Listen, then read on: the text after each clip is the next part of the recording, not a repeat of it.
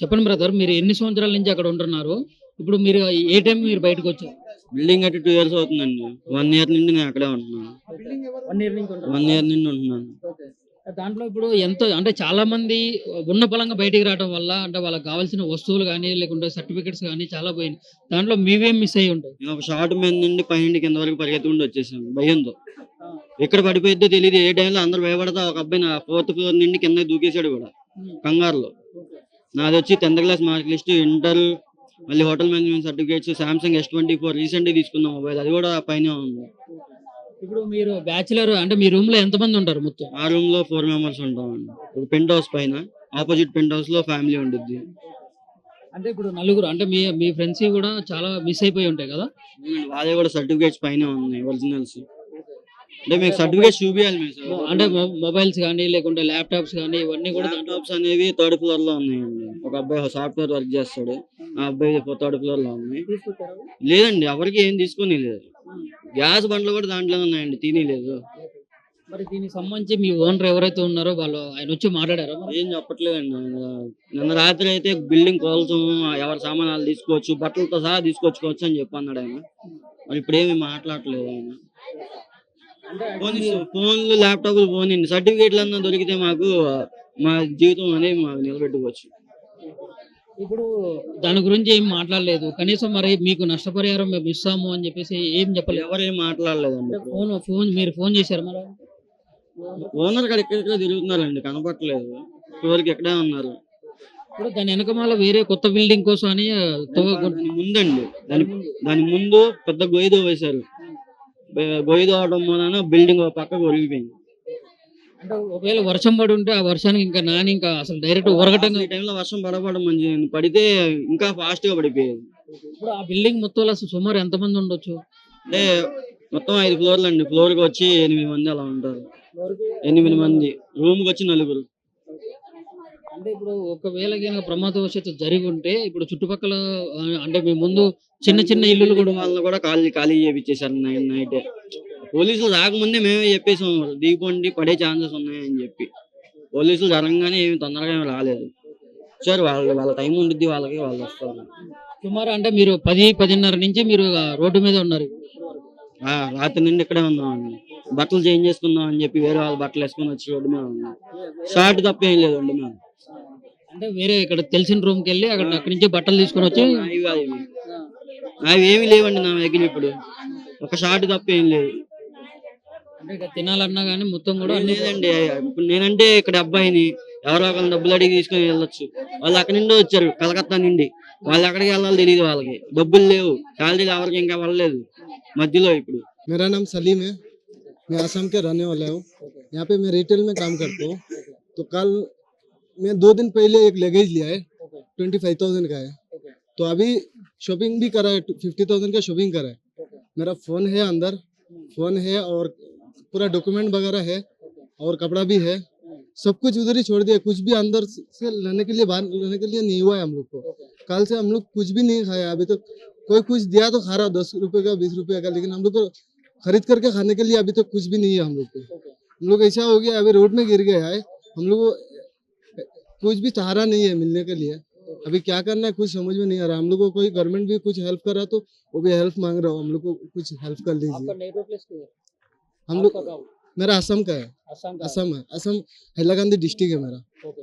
District क्या-क्या है। Documents है अंदर? पैन कार्ड है, आधार कार्ड है, मेरा मार्क्स कार्ड है, ये सब पूरा चीज़ है। ओके, गाड़ी लाइसेंस भी है ओके, ओके। और मेरा दोस्त लोग का आरसी कार्ड, पैन कार्ड सब कुछ।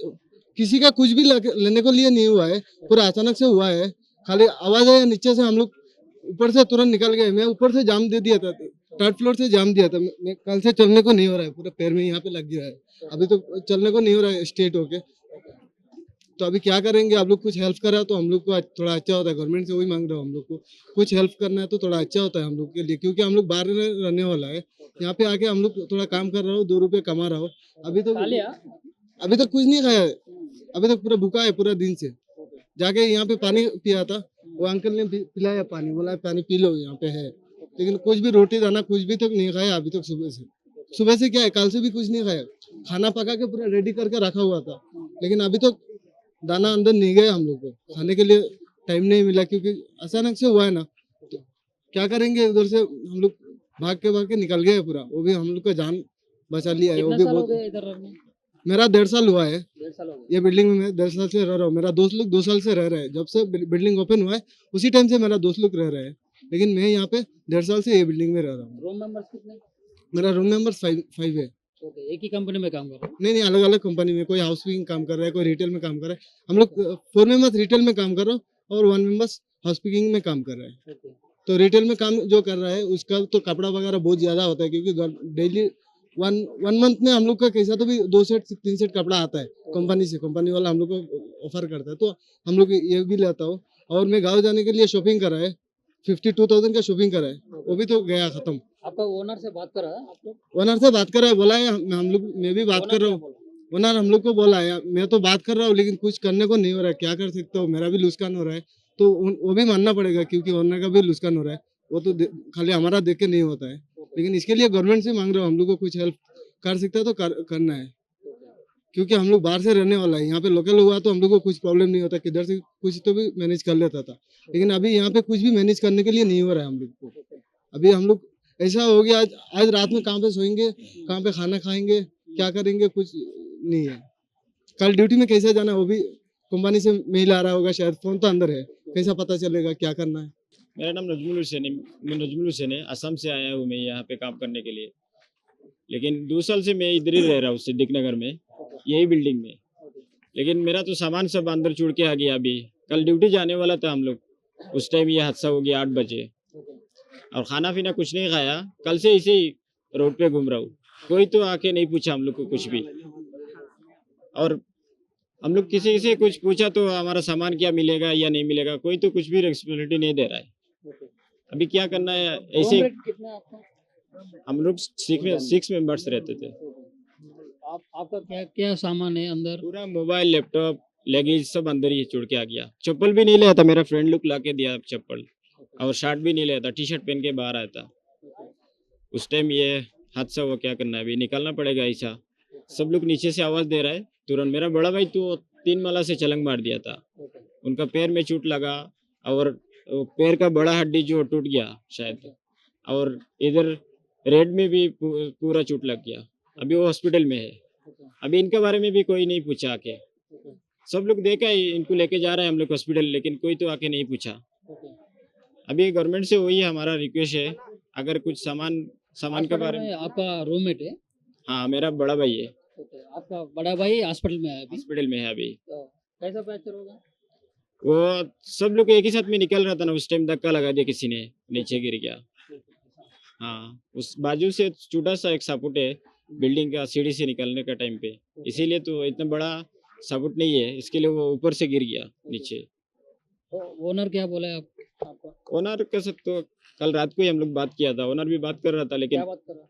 वो सामान निकालने के बारे में बात किया था, लेकिन नहीं हो रहा है, क्या करना है। ओनर बोला है मैं भी बात कर रहा हूँ, अभी मेरा भी इतना नुकसान हो रहा है।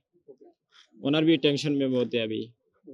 ओनर से अभी हम लोग कुछ नहीं कह सकते, गवर्नमेंट से कुछ मदद होता है तो वही मांग रहा है। ఇక్కడ బతుకుదేరు కోసం అని చెప్పేసి పక్క రాష్ట్రం అయినటువంటి అస్సాం నుంచి అయితే ఇక్కడికి హైదరాబాద్ రావడం జరిగింది. హైదరాబాద్ మాదాపూర్ సిద్దిక్ నగర్లో ఇక్కడ వీళ్ళు ఎయిర్టెల్ కంపెనీలో అయితే పనిచేసుకుంటున్నారు. ఇక్కడ వీళ్ళ బ్యాచిలర్స్ అనమాట. రూమ్లో నలుగురు ఐదుగురు కలిసి ఉండి ఇట్లా రూమ్ రెంట్ కూడా ఎక్కువే అయితే అయినా కానీ ఇప్పుడు వాళ్ళైతే ఇప్పుడు సడన్గా ఒకటేసారి సౌండ్ రావడం వల్ల అందరూ బయటకు ఒకటేసారి రావడం వల్ల వాళ్ళ బ్రదర్ కూడా ఇట్లా కాలికి చేతులకి కొంచెం ప్యాచర్ అయినాయి అని చెప్పేసి తమ్ముడైతే చెప్తా ఉన్నాడు. అయితే ఇక్కడ కట్టుకున్న బట్టల మీద చెప్పులు కూడా లేకుండా కొంతమంది ఇప్పుడు ఇక్కడ స్థానికులు అయితే ఇప్పుడు హైదరాబాదు మన తెలంగాణ ఇక్కడ లోకల్ వాళ్ళు అయితే కనీసం ఇక్కడ దగ్గర ఎవరైనా తెలిసిన వాళ్ళు ఉంటే వాళ్ళ దగ్గరికి వెళ్ళి వాళ్ళ బట్టలు కానీ లేకుంటే వాళ్ళ చెప్పులు కానీ లేకుంటే వాళ్ళ దగ్గర ఒకరోజు తలదాచుకునే అవకాశం కానీ లేకుంటే జర తినే అవకాశం కానీ ఉంటుంది. కానీ ఇక్కడ వీళ్ళు ఇక్కడ స్థానికులు కాదు, ఇట్లా పక్క రాష్ట్రం నుంచి వచ్చారు కాబట్టి వీళ్ళకి ఇక్కడ ఎవరు తెలియదు, వీళ్ళకి వేసుకోవడానికి బట్టలు లేవు, ఇక్కడ తాగడానికి నీళ్ళు లేవు, ఇక్కడ తేపకి వెళ్ళి ఇక్కడ వాటర్ తాగి ఇట్లా కడుపు నింపుకుంటున్నాం, కానీ రాత్రి నుంచి అయితే ఏం తెలియదు. ఖచ్చితంగా ఈ విషయం గురించి ఇక్కడ స్థానిక లీడర్స్ కానీ ఖచ్చితంగా ప్రభుత్వం కానీ ఇది ఒక ఆలోచన అనేది చేసి మాకు కనీసం ఒక దారైనా చూపించండి, మాకు న్యాయం చేయండి అని చెప్పేసి ఇక్కడ వీళ్ళైతే అస్సాం నుంచి వచ్చినటువంటి ఈ వ్యక్తులు అయితే చెప్పడం అయితే జరుగుతూ ఉంది. కరెక్ట్‌గా 8:30, 9 ఆ సమయంలో అయితే ఒకటేసారి ఉన్నటువంటి ఆ భవనంలో ఉన్నటువంటి ప్రజలు కూడా ఒకటేసారి బయటికి రావడంతో ఇట్లా కొంచెం తొక్కిసలాట అయితే జరిగింది. దాంట్లో చాలా మందికి అయితే గాయాలయినాయి. కొంతమందికి కాళ్ళకి, చేతులకి ఇట్లా దెబ్బలు తగిలినాయి. వాళ్ళు హాస్పిటల్‌లో ఉన్నారని చెప్పి చెప్తా ఉన్నారు. పాపం ఇక్కడ పక్క రాష్ట్రాల నుంచి వచ్చిన వాళ్ళు కూడా చాలా మంది ఉన్నారు. వాళ్ళకి ఏమన్నా సపోర్ట్ దొరుకుతదా లేదా అన్నటువంటి మళ్ళీ మాకు న్యాయం చేయండి ప్రభుత్వానికన్నా, ప్రభుత్వం న్యాయం చేయాలి. మాకు ఏదన్నా చూపించండి. కనీసం తాగడానికి లేవు, తినడానికి లేవు. మా మొబైల్స్, మా ల్యాప్‌టాప్స్ అన్నీ కూడా దాంట్లోనే ఉన్నాయి. మేము కట్టుబట్టలతో వచ్చాము అని చెప్పి కొంతమంది అయితే ఇప్పుడు ఆ బిల్డింగ్‌కి ముందున్నటువంటి బిల్డింగ్‌లో ఉన్నటువంటి రెంట్‌కున్నటువంటి పబ్లిక్ కూడా చాలామంది బయటకొచ్చి రోడ్ల మీద ఉన్నటువంటి పరిస్థితి. రాత్రి నుంచి తిండి తిప్పలు లేదు. కట్టుబట్టలతో వచ్చి ఉన్నారు. ఆ భయానికి ఆ తొందరగా కనీసమైన వస్తువులు అంటే మొబైల్స్ కూడా మర్చిపోయి పరుగులు తీసే ప్రయత్నం అయితే జరిగింది. ఇక్కడ కనీసం ప్రాణాలు చేతిలో పెట్టుకొని ఇక్కడ ఆ బిల్డింగ్ నుంచి ఏదైతే బిల్డింగ్ ఒరిగి మొత్తం చిట్లిపోయిందనమాట. అంటే 8:30, 9 కొంచెం అంటే కొంచెం యాక్టివ్‌గా ఉన్నాం కాబట్టి మేము బయటికైతే రాగలను. ఇంకో గంటన్నర, 2 గంటలైతే అందరూ నిద్రించే టైం అనమాట. ఆ టైంలో ఏం జరుగుతుందో ఏమనేది కూడా తెలియకుండా అయిపోయేది. కాకపోతే ఇక్కడ స్థానికులు కానీ, ఇక్కడ ఆ బాధితులు కానీ చెప్పినటువంటి విషయం ఏంటంటే, ఇప్పుడు ఇట్లా హైదరాబాద్ మొత్తంలో కూడా చూసుకుంటే ఎన్నో రకాల బిల్డింగ్‌లు అయితే ఉన్నాయి. ఇక్కడ పెద్ద పెద్ద సాఫ్ట్‌వేర్ కంపెనీలు ఉన్నాయి కాబట్టి ఇక్కడ ఈ ఏరియా సిద్దిక్ నగర్‌లో ఇట్లాంటి పరిస్థితి అయితే ఎక్కువ రెంట్‌లకు ఆశపడి పెద్ద పెద్ద భవనాలు అయితే నిర్మించారు. ఇక్కడ హాస్టల్స్ పర్మిషన్‌కి మించి కూడా ఎన్నో హాస్టల్స్‌కి ఇట్లా హాస్టల్స్ అయితే నిర్మించారు. పెద్ద పెద్ద పర్మిషన్ మించి కూడా తక్కువ జాగాలో అంటే 50 గజాలు, 100 గజాల జాగాలో అయితే ఆ పర్మిషన్ మించి 5 ఫ్లోర్లు, 6 ఫ్లోర్లు కూడా కట్టినటువంటి బిల్డింగ్‌లు అయితే ఇక్కడ ఉన్నాయి. ఇక్కడ వెనక కూడా కనీసం 5, 6 ఫ్లోర్ల వరకు వెనక కూడా పర్మిషన్ మించి అయితే బిల్డింగ్ కట్టడం అయితే మనం చూస్తూ ఉన్నాం. అండ్ ఇక్కడ ఉన్నటువంటి ప్రజలు చెప్తున్నటువంటి మాట ఏంటంటే మాకు న్యాయం చేయాలి. ఆ బిల్డింగ్‌లోంచి ఒకటేసారి బయటకొచ్చారు. కనీసం ఇక్కడి నుంచి మేము వేరే రూమ్‌లోకి వెళ్ళాలి అంటే ఇక్కడ ఈ ఏరియా మొత్తంలో కూడా టూలెట్ బోర్డులు అయితే లేవు. మాకు మేము ఎంత తిరిగినా కానీ రూమ్ దొరికే పరిస్థితి అయితే లేదు. ఒకవేళ రూమ్ దొరికినా కానీ భారీగా రెంట్లు అయితే వసూలు చేస్తూ ఉంటారు. మరి మాకు కనీసం ఇప్పటివరకు మేము ఉన్నటువంటి ఇంట్లోకి వెళ్ళి ఒకటేసారి రోడ్డున పడే పరిస్థితి వచ్చింది కాబట్టి ఈ విషయం కొంచెం ప్రభుత్వం దృష్టికి తీసుకెళ్ళి ఖచ్చితంగా ప్రభుత్వం నుంచి మాకు న్యాయం జరగాలి.